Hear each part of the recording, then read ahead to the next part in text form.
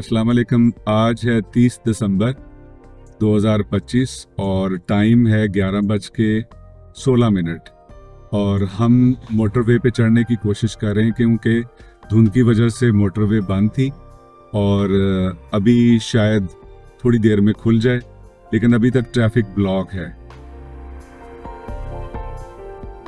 हमारा प्रोग्राम है कि हम कम से कम मदियन बहरीन तक पहुंच जाएं ताकि हम कल स्नोफॉलिंग के दौरान कलाम पहुंच सकें।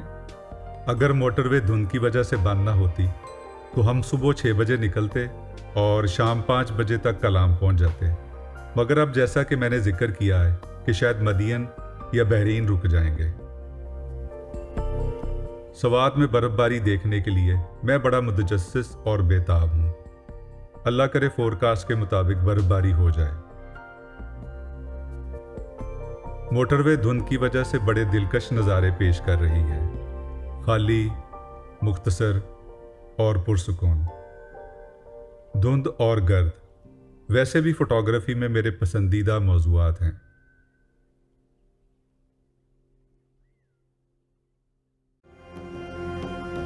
वादी सवात को गंधारा तहजीब के इंतहाई अहम मराकज़ में से एक समझा जाता है। गंधारा एक कदीम रियासत थी जो 6ठी सदी कबल मसीह से 11वीं सदी ईस्वी तक मौजूदा शमाली पाकिस्तान और मशरक़ी अफ़गानिस्तान के कुछ इलाकों पर मुहित थी। पेशावर, टेक्सला और सवात इसके अहम मराकज़ थे। वादी सवात के आसार कदीमा को दुनिया के 50 अहम तरीन में से एक माना जाता है। बुतकरा स्टूपा, जहां आबाद बुधा का मुजस्मा और टोकर दरा के आसार कदीमा काबिल ज़िक्र हैं। मैं बहुत जल्द इन सब पर तफसील से काम करना चाहता हूँ। जिस तरह गंधारा तहजीब के बासी गौतम बुद्ध के पैरोकारों को वादी सवात में निर्वाणा मिला था, शायद मुझे भी वहाँ निर्वाणा मिल जाए।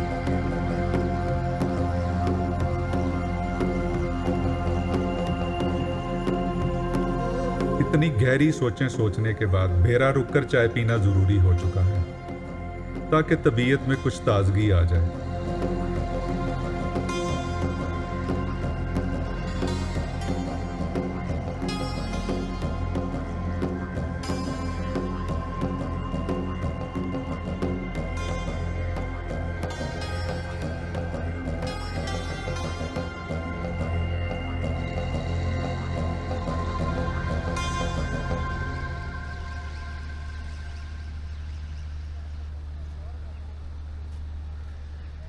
एक बहुत बड़ी तादाद सयाहों की स्नोफॉलिंग और न्यू ईयर, ये दोनों चीज़ें एंजॉय करने के लिए नॉर्दर्न एरियाज़ में जा रहे हैं। यहाँ भेरा में तो बहुत रश लगा हुआ है, बहुत ज़्यादा गाड़ियाँ आ भी रही हैं और जा भी रही हैं।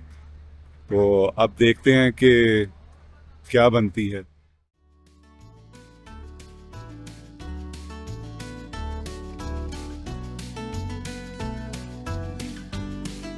लाला अताउल्लाह खां ईसा खेलवी से ट्रांसपोर्टर्स की मोहब्बत का इजहार बड़ा खूबसूरत है और मुझे हमेशा मुतासिर करता है। मेरा सफ़र तो दरिया जेलम तक ही होता है, इसके बाद तो सैर ही शुरू हो जाती है।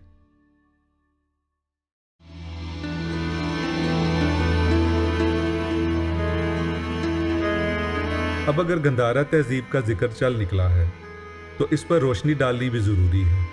गंधारा तहजीब के बासी गौतम बुद्ध के पैरोकार थे और गौतम बुद्ध बुद्ध मत के बानी हैं और इनका असल नाम सिद्धार्थ था। आप 563 या 480 कबल मसीह में मौजूदा नेपाल की रियासत कपिल वस्तु में पैदा हुए। आपके वालिद शाकिया कबीले के सरदार राजा शुद्धोधन थे। गौतम बुद्ध की पैदाइश पर नजूमियों ने पेशेन गोई की थी कि अगर वो बादशाह बने तो बहुत बड़े बादशाह होंगे और अगर साधु बने तो दुनिया में उनका नाम हमेशा रहेगा। इसी वजह से उनके वालिद ने इन्हें दुनियावी आसाइशों में रखने और सिपागिरी के फ़न सिखाने की कोशिश की ताकि वो बादशाह ही बने। मगर एक दिन छुपकर महल से निकले और लोगों के दुख देखने का मौका मिला तो दिल पर गहरा असर हुआ और 30 साल की उम्र के करीब सच्चाई की तलाश में अपना महल, बीवी और बच्चे छोड़कर निकल गए। कई साल की सख्त रियाजत और गौर व फिक्र के बाद आपको बुध गया के मुकाम पर एक पीपल के दरख्त के नीचे रूहानी अदराक नसीब हुआ। उसके बाद आपको बुदा यानी आरफ या रोशन ख्याल का लक़ब मिला। आपने 45 बरस तक अपनी तालीमात फैलाईं जो कि नेक और पाक ज़िंदगी बसर करने, सब पर रहम करने और दुखों से नजात यानी निर्वाणा हासिल करने के गिर्द घूमती हैं। आपने 80 बरस की उम्र में वफात पाई। सवात की तरफ सफ़र करने से पहले गंधारा सिविलाइजेशन को समझना और गौतम बुद्ध के बारे में जानना इंतहाई ज़रूरी था, जो कि मैंने आपको बताने की कोशिश कर दी है।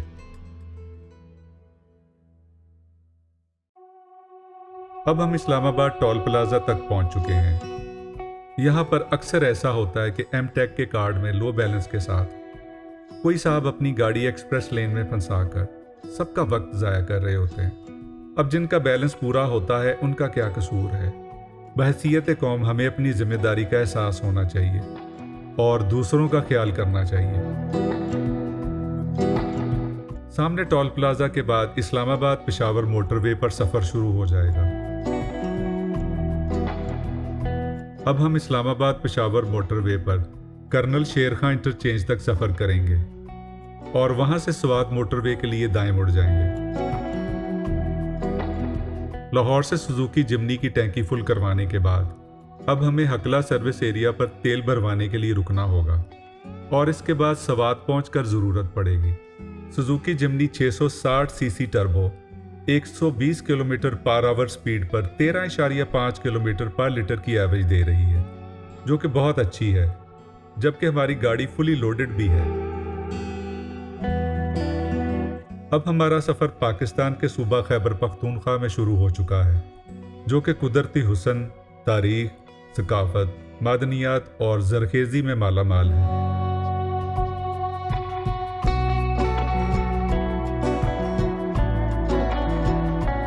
अब हम हारो इंटरचेंज पर छोटा सा वक्फा कर रहे हैं क्योंकि वॉशरूम जाना ज़रूरी है और अगला इंटरचेंज ज़रा फासले पर है।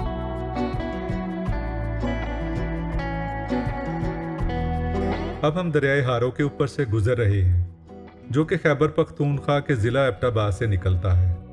ये मुख्तलिफ इलाकों से बहता हुआ ज़िला हरीपुर में मशहूर खानपुर डैम में जा गिरता है।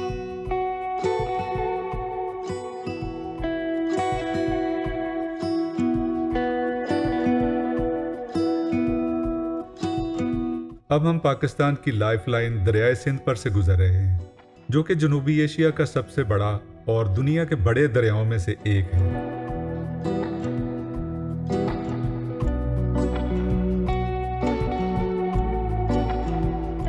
अब हम कर्नल शेर खां इंटरचेंज के करीब पहुंच चुके हैं, जहां से दाएं जानब स्वात मोटरवे पर मुड़ जाएंगे। कर्नल शेर खां इंटरचेंज पहुंचने पर हमने एक छोटी सी गलती की है।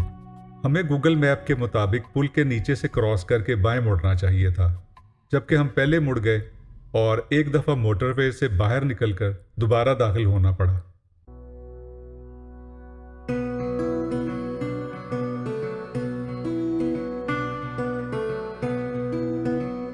अब हमने बाकायदा स्वात मोटरवे पर सफ़र शुरू कर दिया है। शाम गहरी हो रही है और स्वात की खूबसूरती नज़र आना शुरू हो चुकी है।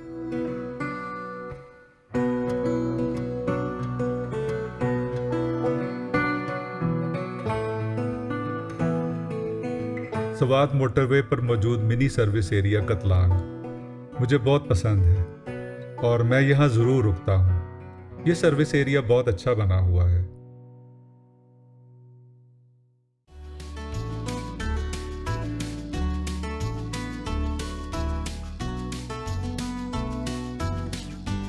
मुर्तज़ा से सिगरेट छोड़ना मुश्किल हो रहा है। मुझे दाएं बाएं मसरूफ़ देखकर अक्सर सिगरेट लगा लेता है। ये सिगरेट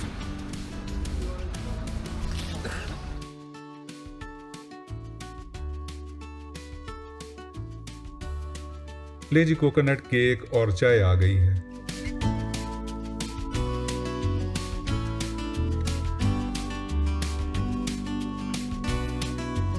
बेरा इंटरचेंज पर स्नो फॉलिंग देखने वालों का बहुत ज़्यादा रश था और मुझे ऐसे लगा कि ये सब लोग शायद कलाम की तरफ भी बढ़ें, लेकिन इस इंटरचेंज पर रुकने के बाद मैंने देखा कि चंद गाड़ियाँ रुकी हुई हैं और होपफुली ज़्यादातर लोग जो है ना वो मरी नथिया गली की तरफ गए हैं। अंधेरा छा चुका है और एक दफा फिर स्वात मोटरवे पर चकदरा की तरफ सफर शुरू हो चुका है। स्वात मोटरवे पर मौजूद टनल नंबर 3 से गुजरते ये सोच रहा हूं कि आज के वक्त में कितनी आसानियां पैदा हो चुकी हैं और कितना वक्त बच जाता है।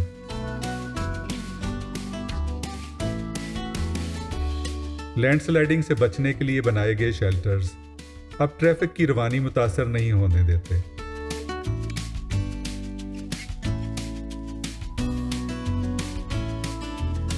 अब हम टनल नंबर 2 से गुजर रहे हैं।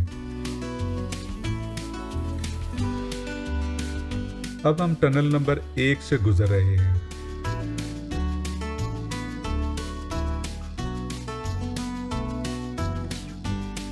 सामने चकदरा टोल प्लाजा आ चुका है। इसको क्रॉस करने के बाद मोटरवे खत्म हो गई है।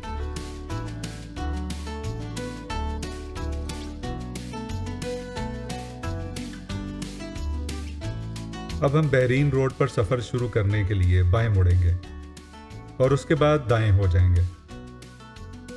अब हम बहरीन रोड पर सफर शुरू कर चुके हैं और कलाम तक यही रोड लेकर जाएगी। हम मैंगोरा और मदियन को बाईपास कर रहे हैं ताकि जल्दी बहरीन पहुंच सकें।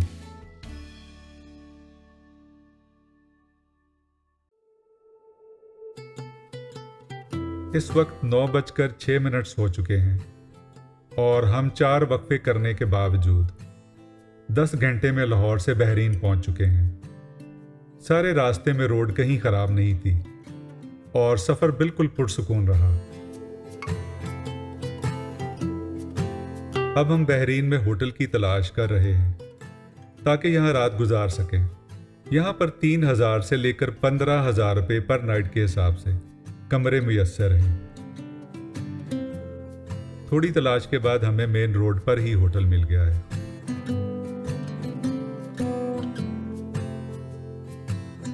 इसमें 4 सिंगल बेड लगे हुए हैं और चार्जेस 4,000 रुपये पर नाइट के हिसाब से हैं। यह मुनासिब सा बाथरूम है। इंस्टेंट गीजर से पानी गर्म मिल जाता है, मगर सस्ते होटल्स में सर्विसेज जरा कमजोर ही होती हैं। बहरीन में खाने पीने की बहुत सी ऑप्शंस मौजूद हैं। टर्किश पिज्ज़ा भी नज़र आ रहा है और बर्गर्स भी मुयस्सर हैं।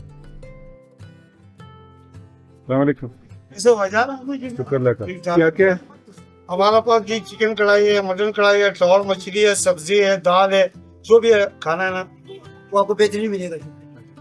चिकन कढ़ाई 2200 रुपए की थी, मगर गुजारे लायक ही थी।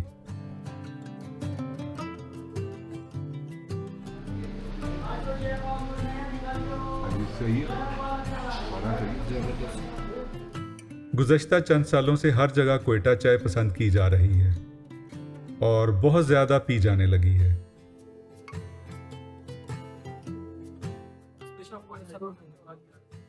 क्या ले रहा है भाई? ठीक ठाक। आप ठीक हो? ठीक है। चाय देना यार, 3। हाँ 3 चाय, 3 मीठा था।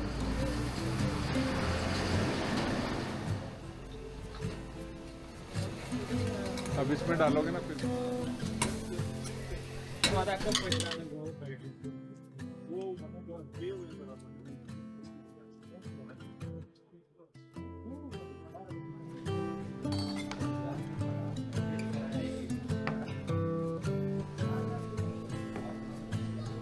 सफर के बाद खाना और उसके बाद चाय सारी थकन उतार देती है।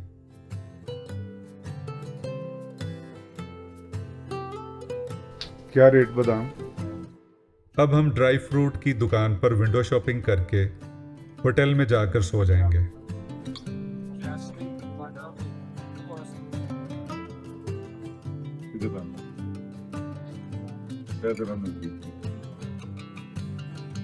ये ओरिजिनल फलोसा है, ये वाला।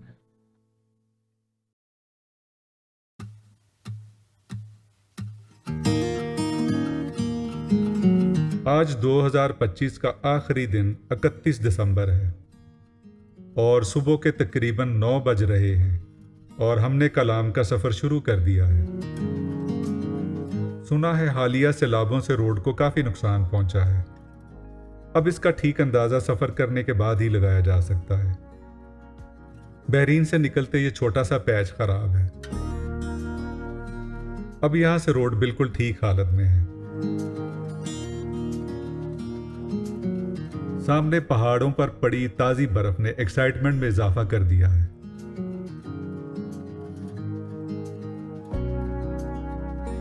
अभी तक रोड बिल्कुल ठीक जा रही है और आहिस्ता आहिस्ता बर्फ वाले पहाड़ नजदीक आ रहे हैं। ऐसा लग रहा है कि अभी कलाम में बर्फबारी हो रही है।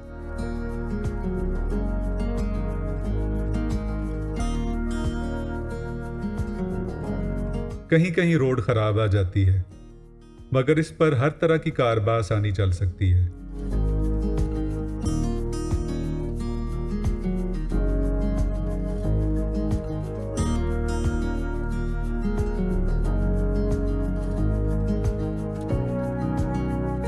अब हम असरीद तक पहुंच चुके हैं और ये जगह चंद सालों से सयाहों के लिए काफी दिलचस्पी का बायस बन चुकी है।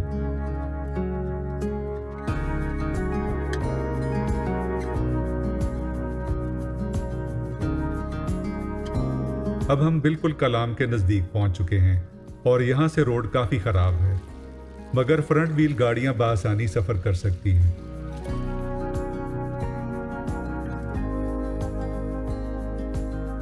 यह तकरीबन 2 से 2.5 किलोमीटर सड़क है लाईकोट से अरियानी तक, जो कि खासी खराब है और इस पर एहतियात से सफर करने की जरूरत है।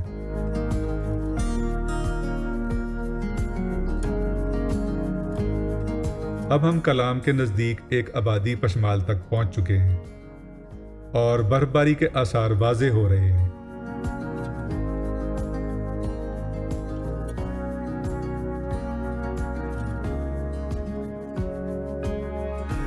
अब हम अपने ख्वाबों की मंजिल कलाम पहुंच चुके हैं।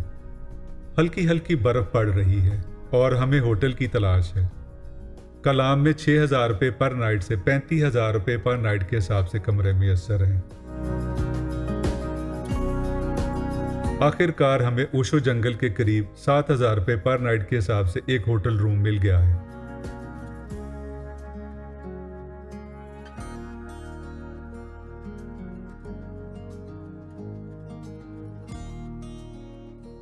इस कमरे में सर्दी से बचने के लिए लकड़ी से चलने वाली बुखारी लगाई गई है। बाथरूम साफ सुथरा है मगर गर्म पानी नहीं आ रहा। सस्ते या दरमियाने होटल्स में सहूलियात का फुकदान होता है। मेरा मशवरा है कि अगर आप अफोर्ड कर सकते हैं तो सर्दियों में अच्छे और मायारी होटल्स का इंतखाब करें ताकि कम से कम सर्दी से बचाव हो सके।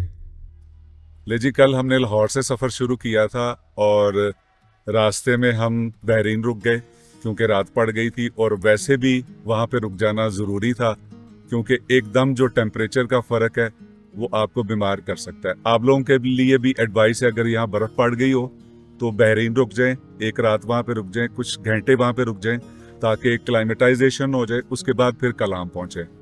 तो हमारा जो एपिसोड है लाहौर से कलाम तक का वो यहाँ पे ख़त्म होता है। अपना बहुत ख्याल रखें और अगले एपिसोड का इंतज़ार करें जो कि सिर्फ कलाम के ऊपर होगा। आपका बहुत शुक्रिया। अल्लाह हाफ़िज़।